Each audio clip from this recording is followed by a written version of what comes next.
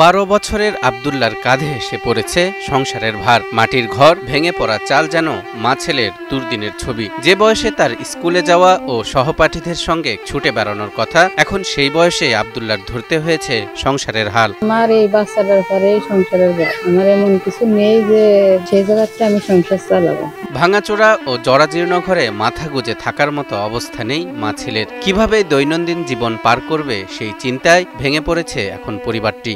যদি আসাটা ধকধক করে এবার গার পারে পড়ে মরবে না কি হবে তাই কেউ ক্ষতি করে না। ঝিনাইদহের কালীগঞ্জ উপজেলার ৮ নং মালিয়াট ইউনিয়নের রাড়িপাড়া গ্রামের বাবর আলী তরফদার। হঠাৎ করে টিবি রোগ ধরা পড়ে পরিবারের প্রধান বাবরের। এরপর লিভার ও ফুসফুসে ক্যান্সার রোগ হয়।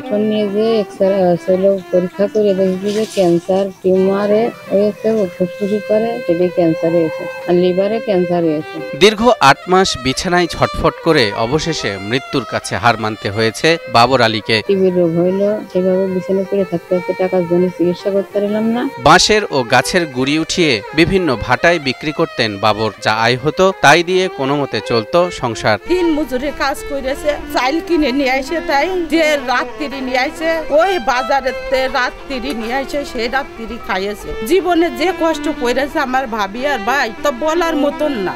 এত কষ্ট করেছে জীবনে তা এদের কষ্টের দিন শেষ হইল না। বাবর অসুস্থ হওয়ার পর ছেলে আব্দুল্লাহ ঔষধ কেনা ও খাবারের সন্ধানে ছুটে বেরিয়েছে নানা জায়গায়, কিন্তু শেষ রক্ষা হয়নি বাবার। তার টাকা ব্যবহারে আমি ঢাকায় নিতে পারিলাম, তাই আমার স্বামী গড়াইয়েই মৃত্যু করেছে সে।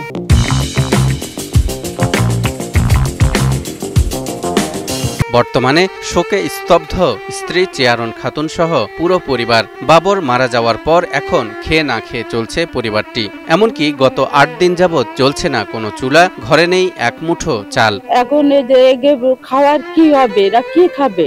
খাওয়ার পরিবেশ নেই। এই যে সাহায্য দিলে গ্রামেতে দিল। সংসারের ভারে হারিয়ে যাচ্ছে আব্দুল্লাহর শৈশব। একসময় অন্যান্য বাচ্চাদের মতো পড়াশোনা করলেও এখন থেমে গেছে সেই পথ। আব্দুল্লাহ আমাদের সাথে পড়তো, আব্বা অসুস্থ হওয়ার পরে মারা যাওয়ার পরে আর আমাদের সাথে আর পড়ে না। তবে এভাবে ঝরে যেতে চান না আব্দুল্লাহ। করতে চান পড়াশোনা, ফেরাতে চান নিজেদের ভাগ্য। ছেলের জন্য ভালো ভবিষ্যৎ চান আব্দুল্লাহর মাও। আমি পড়ালেখা করতে চাই, আমাদের পাশে সবাই একটু দাঁড়ান। আমার এই বাচ্চাটা কিভাবে আমি মানুষ করবো, আর এই ঘরটা তোলে আমার এই বাচ্চাটা নিয়ে মানুষ করার কোনো তৌফিক নেই। তাই সরকার ও সমাজের বিত্তবানদের এগিয়ে আসার আহ্বান জানিয়েছেন শিশু আব্দুল্লাহর মা ও এলাকাবাসী। সরকারের ঘরে করতেছি যে যাতে আমি এই বাচ্চাটা লেখাপড়া শিখতে পারি, আমার এই যে ঘরের তলে মাথা দেওয়ার মতন নেই, যাতে আমি এই ঘরটা যদি কেউ যদি আমার সাহায্য করে তাহলে আমি যাতে আমি এই বাচ্চাটা নিয়ে মানুষ করতে পারি।